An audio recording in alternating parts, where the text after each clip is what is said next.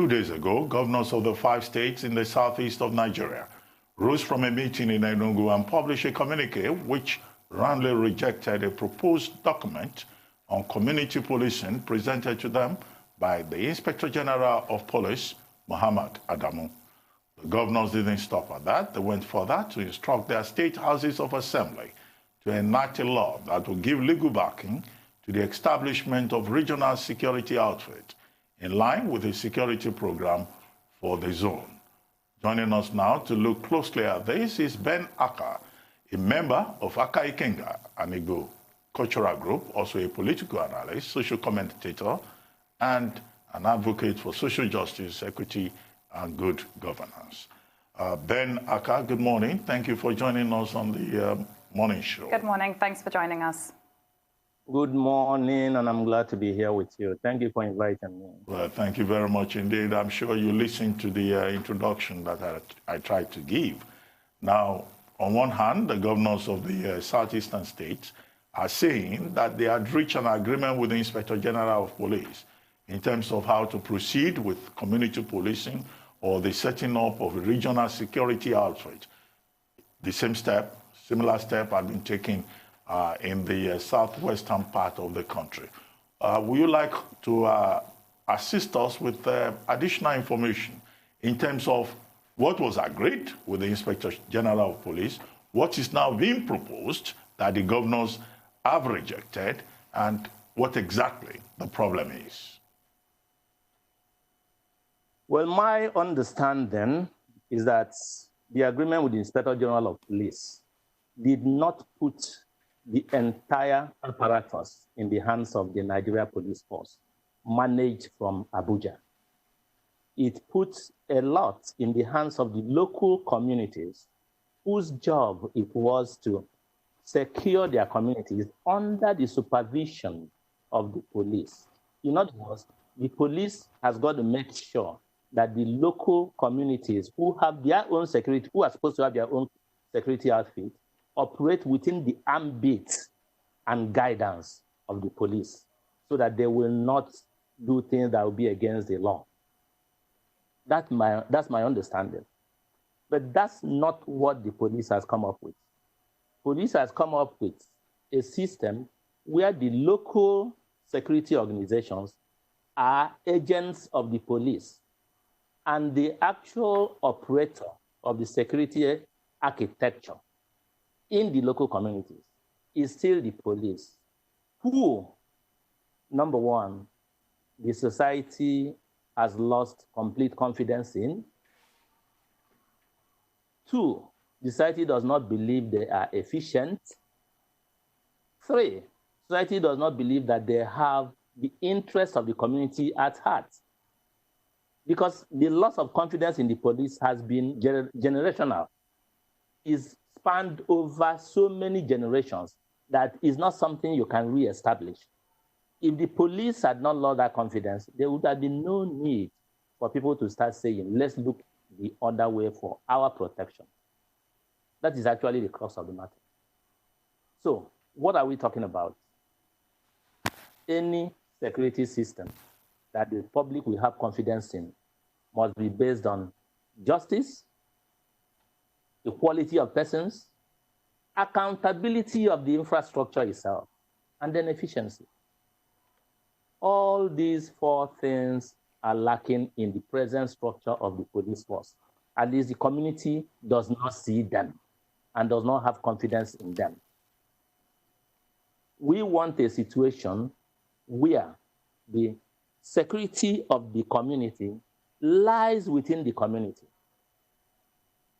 That is what the Southwest has done. And that is exactly, in fact, as a matter of fact, we are all disappointed that the Southeast governors were discussing community police with the IGP. And we knew it was going to get to a dead end. We were convinced about that. But they wanted to give it a chance so that they will not be accused of going ultra-virus. Oh, we are tempted to do this way. That's good. But now they've taken the right step. They must be able to establish their own security apparatus to secure their people. The very first job of government is security of lives and property. And we have governments over there. Those governments must sit on top of securing their people. They must not relegate it to the federal government, which is very, very, very far away from the public. They don't even understand the peculiarities of every community in which they are. The structure of the present police force cannot police communities because none of the members of the police force is compulsorily a member of the community. For a police force to be very effective in a community, the community must take ownership of it. It must be made up of community members so that the public will be aware that the victims and their traducers are members of the same community and will be able to become agents of social control who are concerned primarily with crime prevention within society. The Nigeria Police Force as organized within communities is not for crime prevention. When I used to be a kid in Enugu, we used to have policemen on beat, on streets. And these policemen were able to stop crime before ever it happens. They were able to be proactive. The police force has lost it. It doesn't exist anymore. They are only reactionary. Oh, somebody has committed a murder there. Come and report to us. And then we start arresting everybody that is around them. That has led to the prisons being congested because many, many people who are in prisons today should not even be arrested in the first instance. That has also led to very, very annoying arrest procedures. I understand that in a police force, before you go out to arrest somebody, you would have actually done your investigation and established a level of guilt on that person, a level of connection with a crime in that person before you go out to arrest him. But no, it's not so today. Today is gather everybody together, put them in the cell, and of course, the policemen are known to have compromised everything. So that is the major problem. I mean, certainly there's a lot of commentary that we can give with regards to the police force and their reactions that many can comment on. And now it's led to all 5 state houses of assemblies being told to commence the enactment of the state security laws that is going to give legal backing to this regional security network. But what I want to ask you, Mr. Akah, is do you think it is impossible for the notion of community policing to exist alongside or coexist alongside a regional security network? I'm asking this because you said that you knew it was going to get to a dead end. Yes, it is impossible for them to exist together. The police force is not operationally geared towards protection of people. Let me tell you, about 90% of police officers don't even see it as their job to protect life and property. A lot of them are out there to earn money, to earn a living. They're not there to protect. They're not there for service. And that is why anything they get involved in gets completely, if I use the word, screwed up. So they cannot exist together. They cannot. The police, in fact, as far as I'm concerned, my own model is very simple. There has to be a community police. There has to be a local government police. There has to be a state police, and then a federal police. Each one with defined alliance of responsibilities. It is the community police that is independent on its own, probably reporting to the community chairman or whoever, that can know which home, how many homes are there in this community, which home is harboring a criminal, who are the new people that entered this community yesterday, where did they rent a house from, how do we check them out on who they are? That is crime prevention. It must be done at the very local level. And the Nigeria police is not operationally organized to handle that. And because of the lack of confidence or loss of confidence in the Nigeria police, they are not going to be able to gain that confidence in the next 1 year or 2 years. It will take generations before they can restructure themselves to have that transformational change to buy our confidence back. Well, Ben Akah, I agree with you that there is need to take a second look at the structure of the Nigeria police to have a truly federal police a decentralized police force, I think that many people would say that maybe you are too harsh by saying that the average Nigerian policeman is not interested in providing security. Perhaps if there was no Nigeria police at all, as constituted even now, defective as that structure may be, maybe we'll be dealing with complete chaos. However, that's just by way of response to the point that you made. The question is this. Now, if you look at the source of controversy between the Inspector General of Police and the governors of the Southeast, you will ask, why is this the case? Why does the Nigeria police at the center want to take ownership of community policing in the 5 states of the Southeast? Because you will recall that the same Inspector General of Police had held meetings with the governors of the Southwest, and in the Southwest, what is in place with the Western Nigeria Security Network gives a measure of control to the governors of the Southwest, many of whom have even been given the powers or who have gone ahead to appoint the heads of the Amotekun, as it is otherwise called, in the various states. But now you are saying that the Inspector General of Police wants to retain direct control of the Southeastern security network. What could be responsible for this? Fear of MASOP or fear of IPOP? Because perhaps the IG thinks that the situation in the Southeast is peculiar. Well, just hold on, Ben Akah. Hold on, Ben Akah. Let's take a quick commercial break. When we return, you can then respond to the question. We'll be right back. It's still The Morning Show here on Arise News.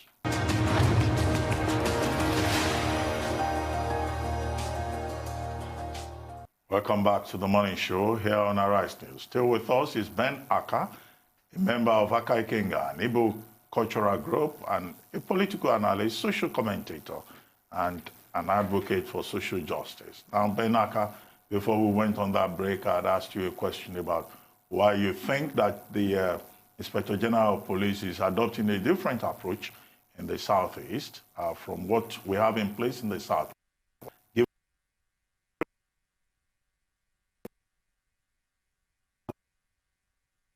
Or MASOB or any other security group or activist group in the Southeast hijacking the idea of a security network in the Southeast? Well, first of all, I wouldn't like to think for them why they did what they did, why they reneged on the agreement they had with the governors. I wouldn't like to think for them.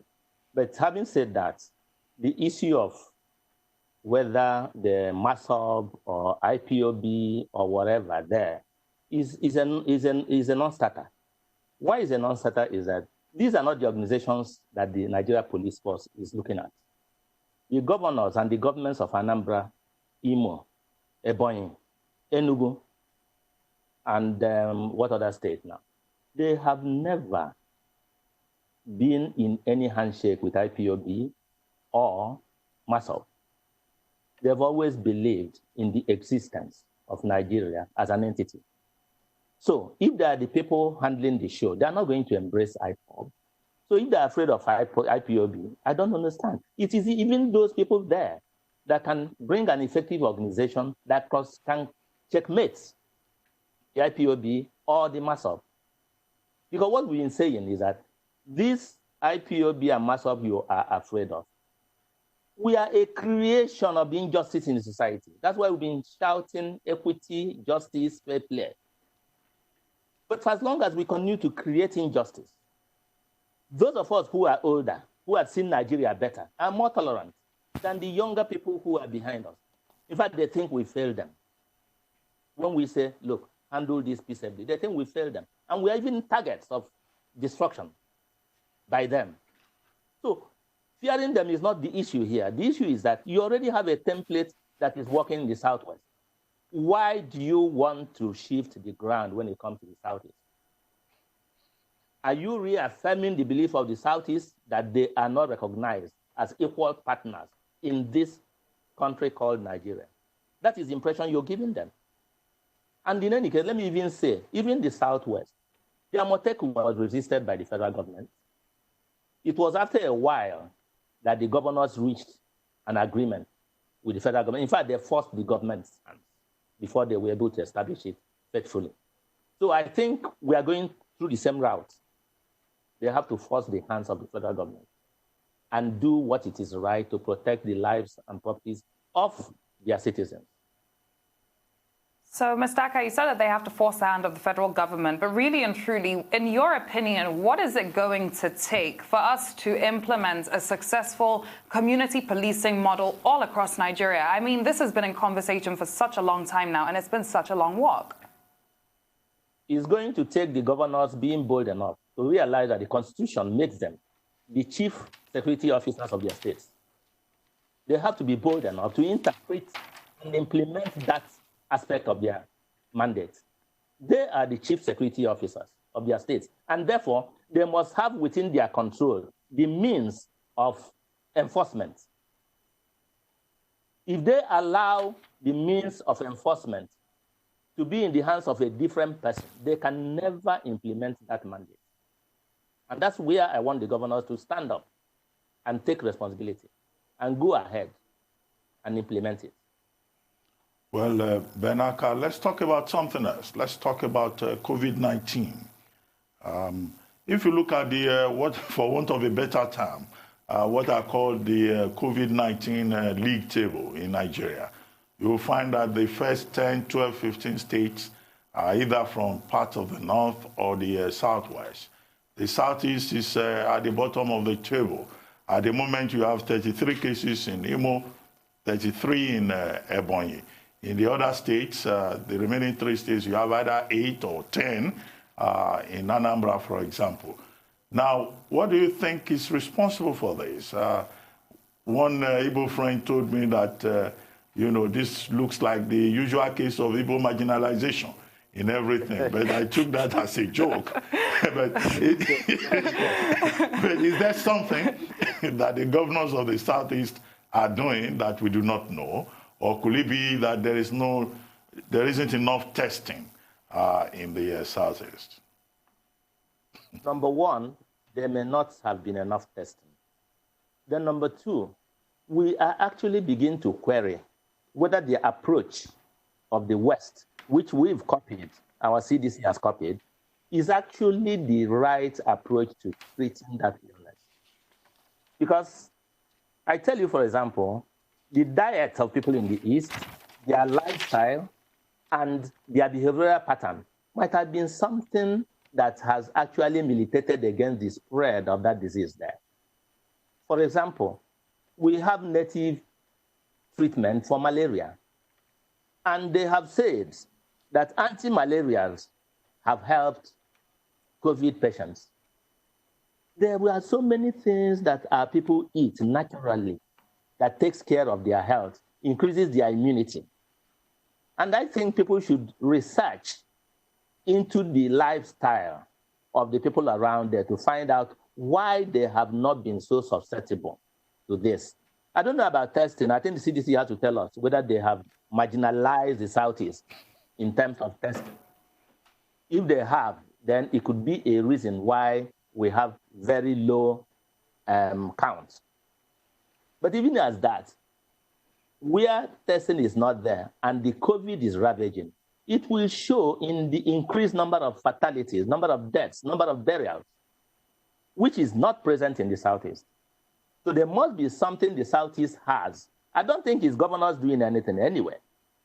There must be something that the people have, which is part of their lifestyle, which actually is helping them overcome the pandemic and helping to make the numbers of infected people less and all that and all that. I know that today in Lagos, if you have a cold or you have pneumonia, the first thing is to quarantine you and test you for COVID. And most people in the Southeast will not do that. They will know the drugs to take, they will know the local herbs to take, they will know the natural medications to take, and they're up on their feet and walking in 2 days. So they won't even report that to any health facility, and they will get cured. So please, let us look inwards to find out what our people have over there that is helping them in this COVID-19. Certainly. That's my attitude to it.